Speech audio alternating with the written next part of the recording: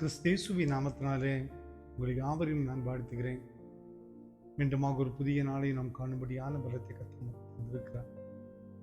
திருமறையிலே நாம் வாசிக்கும் போது நீதிமொழிகள் 14:24 நீதி ஜனத்தை உயர்த்தும் என்று வாசிக்கிறோம். ரைச்சியஸ்னஸ் எக்ஸால்ட் எ நேஷன். நீதி ஜனத்தை உயர்த்தும், நீதி தேசத்தையே உயர்த்தும் என்று திருமறை சொல்லுகிறது. ஆண்டவருக்கு முன்பதாக நீதியாய் இருக்கிற ஒரு ராஜ்யம் கட்டப்படும். ஆண்டவர் எதிர்பார்க்கிற காரியம் என்ன? நம் நீதி உள்ளவர்களாக இருக்க வேண்டும், நீதி செய்ய வேண்டும், ஜனங்களுக்கு நியாயம் செய்ய வேண்டும், ஜனங்களோடு கூட தேவைகளை அறிந்து அவர்களை வழிநடத்த வேண்டும். இதுதான் ஆண்டவர் எதிர்பார்க்கிற எதிர்பார்ப்பு. எனவே நீதி நாம் செய்கின்ற பொழுது அது தேசத்தையே உயர்த்தும் என்று வாசிக்கிறோம். நம்மையும் உயர்த்தும். நாம் ஆண்டவருடைய பிள்ளைகளாய் நாம் இருக்கிறோம். நம் நீதி உள்ளவர்களாய் இருக்க வேண்டும் என்று ஆண்டவர் எதிர்பார்க்கிறார். இன்று நம்மை நம்பி ஒரு பொறுப்பை ஆண்டவர் கொடுத்திருக்கிறார் என்றால் நாம் அதில் நீதி உள்ளவர்களாய் நிற்கிறோம்.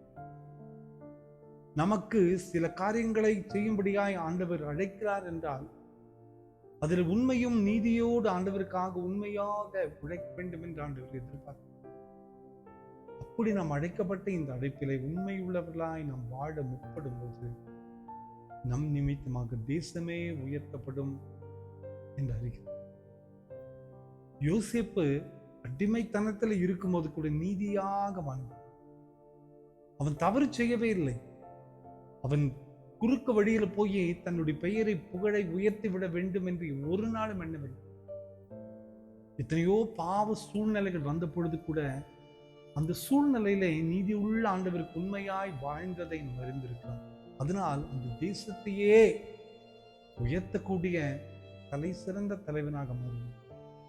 இதுதான் நீதி ஜனத்தை உயர்த்தும். நாமும் கூட நாம் அழைக்கப்பட்ட அழைப்பில் உண்மை உள்ளவர்களாய் நாம் இருக்கும்போது நம்மையும் ஆண்டவர் உயர்த்துவார். நம் நிமித்தமாக நாம் இருக்கிற இடத்தையும் கட்டுவார். இன்னைக்கு ஒரு அலுவலகத்திலே பணி செய்கிற ஒருவர் லஞ்சம் வாங்குறதே இல்லைன்னா அவருக்கு என்று தனி மதிப்பு உண்டு. ஒரு காரியத்தை உண்மையாக செய்வார்கள் என்று ஒருவர் மீது சாட்சி இருக்குமையானால் மிகப்பெரிய ஒரு பெயர் புகழ். ஊழியத்திலே இந்த ஊழியர் எந்த சூழ்நிலையிலும் தவறு செய்ய மாட்டார், தவறான காரியங்களை செய்ய மாட்டார் என்ற ஒரு சாட்சி இருக்கும்போது அதுதான் நீதி உள்ள ஒரு வாழ்வு.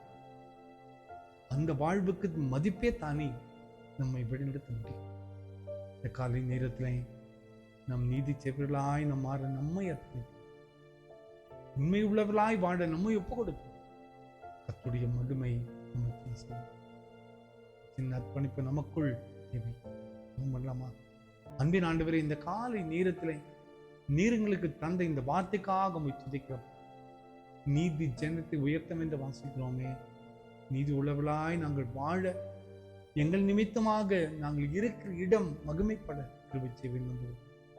பிறந்த நாளையும் திருமண நாளையும் நினைவு கூறுகிற ஒவ்வொரு பிள்ளைகளையும் நீங்கள் தொடுங்க.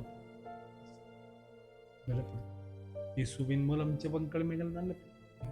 ஆமென், ஆமென்.